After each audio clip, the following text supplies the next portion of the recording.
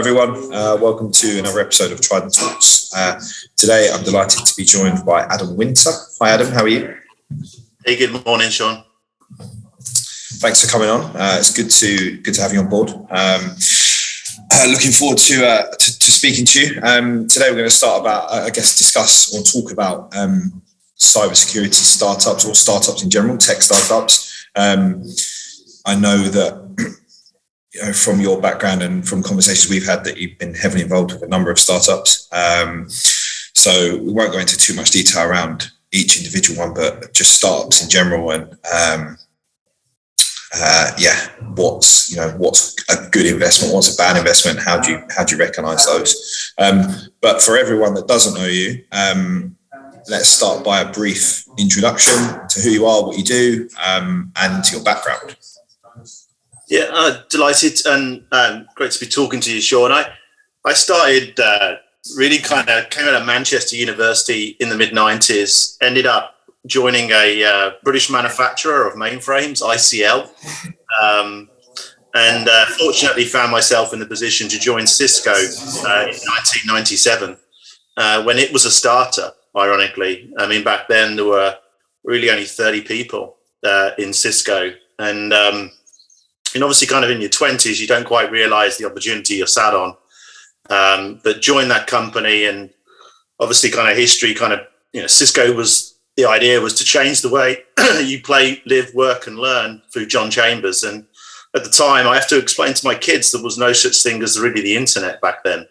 But Cisco came out and kind of wanted to connect every single computer to this ubiquitous network called IP, and spent over a decade at Cisco in a variety of different sales roles. And the company just got very big around me.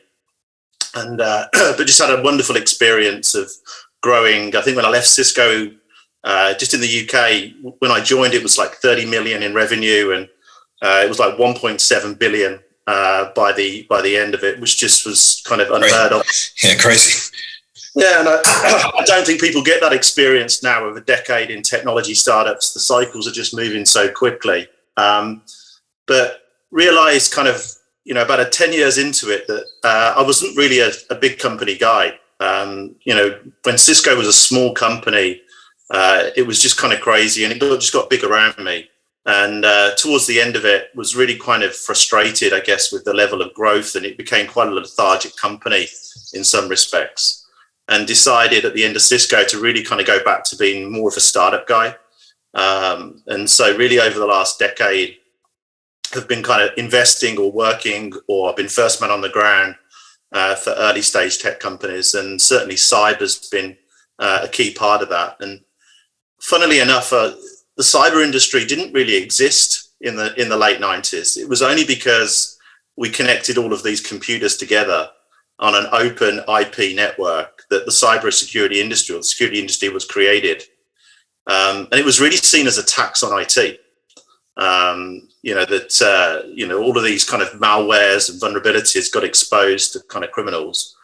And so the cybersecurity industry was kind of born really as a result of Cisco's and others in that industry connecting everybody together. And so, gone earlier and earlier. I've been first man on the ground, Series A, Series B, and really just looking for disruptive companies, because I think cyber industry is broken. If you look at it, and I kind of went through a few statistics the other day with some people, like in 2020, there was over $1 trillion worth of cyber crime, or as I just like to call it, crime. Yeah. That was conducted. The average amount, the industry spending north of 150 billion on tools to try to protect themselves against these crimes.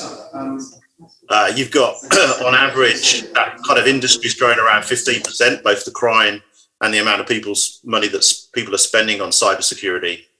The average CISO has north of 50 tools, in the kind of the top end enterprise. But even in the small end, or the kind of the mid-market, you're seeing 5, 6, 7 tools.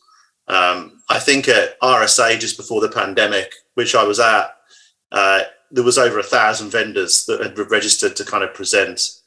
And and so something's not working. The whole idea of where people are right now is quite concerning. And then if you kind of layer over the top of it the geopolitical, the changing working patterns, and then the fact back in the late 90s, Cisco was connecting computers, whereas now people aren't just connecting computers, they're connecting machinery, operational technology is becoming even bigger.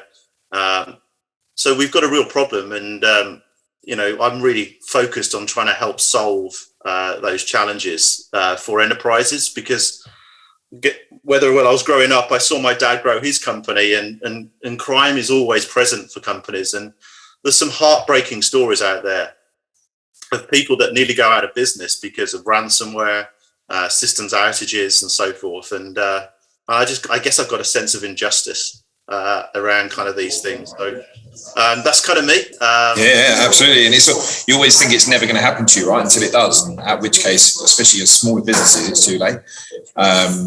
It's worse than that. It's last week I was with a bunch of customers, and these are like 1,000 people companies, and they all pretty much say the same thing. It wasn't until there was a breach that the budgets got released. Yeah. And it's crazy, right? I guess it's like getting on a plane, the plane nearly hitting a tree because the engine caught fire, for the people then saying, well, maybe we should have spent more money on safety and trying to protect ourselves as a result. We're kind of in the dark ages, it feels, with cybersecurity, in that we're waiting for something bad to happen before we do something about it. And, Agreed. No, thanks for the intro. It's really, really insightful. I guess that leads in, really well to tell us a little bit about Safe Security, right? Which is where you're at the moment. You're working closely with those guys. What do they do, and what's your position within the business there? And what's the goal, I guess? Yeah. Well, I met the leadership of Safe during the pandemic, and really I didn't quite get it at first. I think there's a lot of companies out there that are trying to provide visibility, protection, detection, and trying to kind of make technology work better, automate it, take a lot of the friction out of cybersecurity. But they all, in my experience, have got three broad problems. Number one, there are just, all of these tools are in the rear view mirror. None of it is predictive in nature. So, if you buy a vulnerability scanner, or you buy, a attack surface baseline, or a pen test, or you invest in a firewall or a cloud security product or a SIM or a SOAR, they're all waiting for indicators of compromise or vulnerabilities before they act. So none of it is predictive in nature. And so if you're a company right now, what's your likelihood of a breach over the next 12 months is a very difficult answer to give, even despite all of the tools that you have. I think the second problem is that none of these tools are really correlated with the risk position. So if you look at the SIM looks for indicators of compromise, tries to do some sort of aggregation. Your firewall tells you about what's wrong with your firewalls, your vulnerability scanners, but none of them correlate around, well, what is my likelihood of breach? They don't talk a common language that anybody can really resonate around. And then I think thirdly, and probably more of a philosophical point, is that if you're a business owner, or you're a CTO, or you're a chief operating officer, a lot of the language coming out of cybersecurity is alien to you. It's all about critical vulnerabilities or indicators of compromise, or all of this, or breaches, or malware. And if you're a business exec, what does any of that mean? It's not really in a language that any of these people can understand. But if you look at risk generally at a board level, risk, I guess there's three things boards focus on, finance, operations, and risk. And under risk, technology risk is now probably the number one for every company right now. And so trying to kind of represent that in a way that anybody can understand are the three big problems. And Safe talks to all three, which moved it from more of an interesting conversation to a compelling one. If we can solve the fact that we can predict, if we can solve the fact that we can create some commonality around tooling in terms of the way they look at risk, and if we can translate it into a way that anyone, even non-technical people, can understand it, which in our position is turning bits and bytes into pounds and pence or dollars and cents, then I think we can make a big difference to the way that cyber risk and digital risk is viewed now within my role. I invested in the company, but I'm also so I'm helping them grow out their international presence right now, building a team. So yeah, it's super exciting. The reception from clients is unbelievable. A lot of the comments is I didn't even know this was possible to do, which is fantastic feedback we're getting. Yeah, I think you touched on it, right. And the key right at the start, the key thing with Safe and what you guys are trying to do is getting your head around it and realizing that it's this is something that's possible, and it is different and it is disruptive. But the fact is, you've got the technology and it's there, and it's now about trying to find the right people to understand it in order to sell it as well. That's half the battle, right? Isn't it? And we've had this conversation before. Finding the right people that understand it, like you at first didn't quite get it, and the same as me, didn't quite get it, and then once you understand it, it's like, wow, this could be game changing. So yeah, and there's a lot of. Safe has invested a lot of time in predictive algorithms, and that sounds kind of complicated. And Pete, you say algorithm, but what is it trying to do? You're trying to predict the likelihood of something going wrong, and it's not as if we haven't solved this problem already in other industries. So in financial services, banks use Bayesian type networks and Monte Carlo simulations to analyze credit risk, but it's just never been applied to cyber. Which to me was quite an amazing kind of revelation, that if you could take enough quantifiable signals and you could run some statistical modeling on it, then you can reduce uncertainty. And I was just amazed that no one had kind of put the pieces together, taken very old mathematics and just reapplied it in a novel way to solve a massive cybersecurity. And Safe is trying to solve a cybersecurity company as a data science organization, which for me is quite an exciting change of events. Yeah, absolutely. And for you to be fully invested in it, both investment in terms of monetary and also your time working there is, I think, speaks for itself. Because I know you've made, which we'll touch on in a minute, right? You've invested in lots of organizations, but not necessarily been on the front line.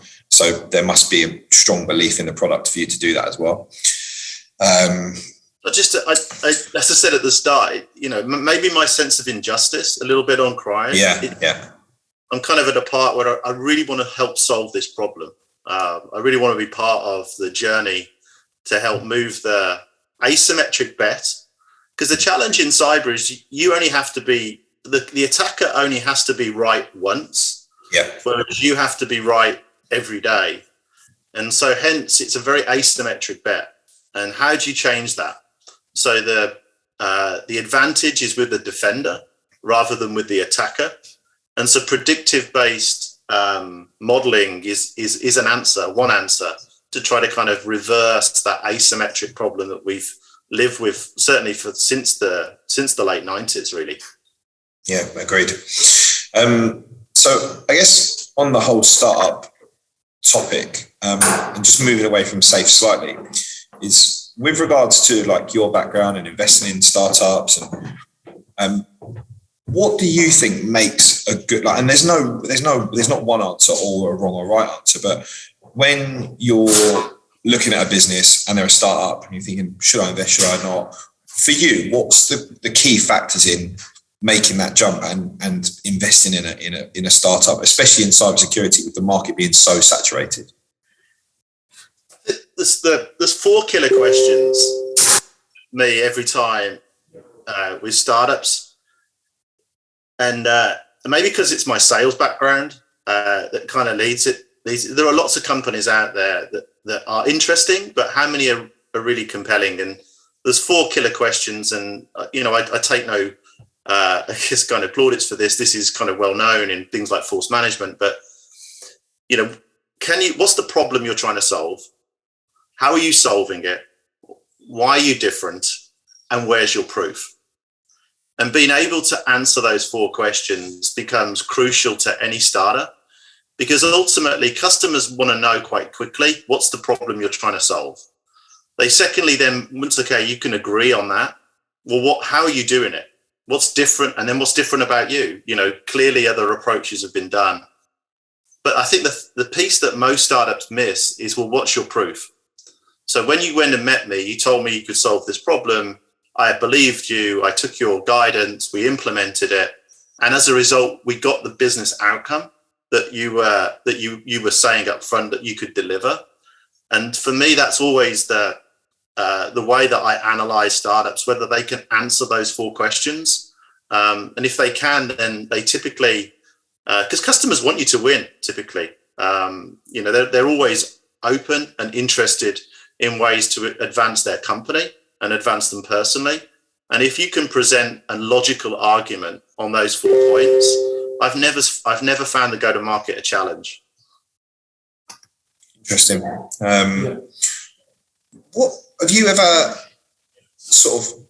So I take it from that last point. You've never been in a situation where the product in front of you seems really good and seems game changing or whatever, and it's not quite worked. Have you been in that situation before? Or typically, like when you've been involved, has it worked and you've always been reasonably successful with the cyber companies you've invested in? Or is there any horror stories that you've had that just hasn't worked out? Because I know a few, but typically it seems to be they haven't got their structure right from the off and they haven't got a clear plan. It's like, right, we've got all this mumble jumble and we're going to go for it and we're going to attack the market, but there's no plan. And that seems to be the issue a lot of the time, as opposed to necessarily the product itself. Yeah, I mean, there's always these phrases in startups called product market fit. Yeah. And I think it's a very overused term. That we've been able to kind of identify a product and then the market and it's a kind of fit. But for me, the missing ingredient for most startups is this notion of being able to go to market. Can you onboard a sales team fast and quick and give them the recipe to go be successful? No one wants to join a startup and fail. And so, those 4 questions become so crucial that if you can genuinely solve a business problem for somebody, then the go-to-market becomes easy and you just kind of take off. And there's also a mind shift change of like, in the early days in like seed and A, you're really just trying not to die. You're kind of in this mindset of like, I don't want to run out of capital. I don't want to die. I need somebody to kind of validate what I'm trying to do. And then you get to that next phase, which is then going from trying not to die to learning how to win. And learning how to win is all about playbook and go to market. And those 4 killer questions, being very proficient at being able to answer them. But the product, if you can't identify the proof that you've solved the problem that you said you could, then maybe the product isn't fit or ready to go to market. But if customers are turning around and saying it delivered what you said it was delivering, that's always the crucial part of it. And so that's what I tend to do. I tend to meet a lot of the early customers that have taken that leap of faith and ask them the question, did it solve the problem? And what were the business outcomes that you got? Which in cyber is risk reduction predominantly. Did you get the risk reduction that you were looking for? And if so, would you be willing to recommend it to your network? And you'd be amazed at how many people don't ask that question, right? So, yeah. I can imagine. You touched on my last point there, actually, about, and I actually had quite an in-depth conversation with someone the other day who helped startups grow from sort of seed to Series A upwards from a commercial perspective. And a lot of the troubles I see is founders or CEOs more often than not just think, right, let's hire a sales guy, or I'll do the sales myself within my network. That'll get us to where we want to be, and then we'll build a sales team. But the ones that are super successful, the guys that I see growing at a fair pace, are the ones that implement that sales team and that structure as early as possible, and then move away from founder-led sales. I think you touched on it there, right? That's so important. I see it all the time. I see businesses fail because they just hire a sales manager who's got 3 or 4 years experience and they hope that they can do what they need to do. But it's just not possible nowadays. Yeah, I mean, if you break that that last point that I said about trying not to die to learning how to win, if you on the learning how to win, I think there are only really, it might sound simplistic, but for me, there are only 2 exit criteria that you can claim that you are now in that stage, which is one, that you can describe on a single sheet of A4 what you do, how you do it, why you're different, and your proof of being able to back up that. So you could give it to anybody. You could give it to anyone in the industry. They could read it, and you say, look, if you take that playbook to market, to your network, to people that you're just meeting, you'll be successful. And then secondly, and I guess on that point is that you've got to be confident that that playbook works, right? So it's repeatable. And then I think secondly is that you're finding customers are pulling you in. And I remember, VCE, we went like 6 quarters without, really struggling to win. And then just suddenly, I remember it as crystal as day, a customer literally rang the doorbell of the office and said, I want to buy your product. And, then you're in kind of market takeoff, right? People have heard about you. They've heard through their networks that you've solved these problems. And then they're just wanting to get a piece of the action with you. And it's a lot easier. You get this rapid acceleration once you kind of hit those 2 points, a single playbook and the ability, and I guess the feeling or the market event where you know that customers are starting to pull you in to help them solve it, right? So you're not going outbound, you're getting inbound with people literally saying, come help me solve this problem because I know you've done it elsewhere. Yeah, that's the game changer, isn't it? As soon as you start to get inbound leads and customers coming to you, as well as continuing the outbound stuff, when it's a two-way street, that's where you want to be as a business. It's hard, right? And it's very disheartening for startups when it's constantly outbound and you're making no money. You just said you've been there yourself, but the second you have that breakthrough, makes it all worth it. And typically what I found is what you think is your value proposition is kind of your opinion. But customers have a very good habit of telling you what's of value. So VC was a classic example. We kind of came out with these very, very broad value propositions, but the customers came back and said, it's this thing that you do that's super valuable to me. And it would be like number 7 on our list. And they're like, no, it's the number 1 thing that is of value. And interesting. As long as you're listening actively, you will find that your customers tell you how to win. Yeah, that's a good point. Really good point. Good advice as well. I think a lot of businesses, like you say, think they know what their value is or they know what their USP is, and sometimes it's not the case. Sometimes it's something different. No, that's good. Really enjoyed it speaking with you. We'll wrap it up there. Otherwise, probably be speaking forever about startups and funding, and maybe we'll do another one of these in a year's time to see how things have worked out with safe security and how it's going. Well, no doubt, you guys will do well. But no, I appreciate you coming on. Thanks for your time. Brilliant. Appreciate the question, Shawn, and have a great rest of your day. Yeah, cheers, Adam. Thanks.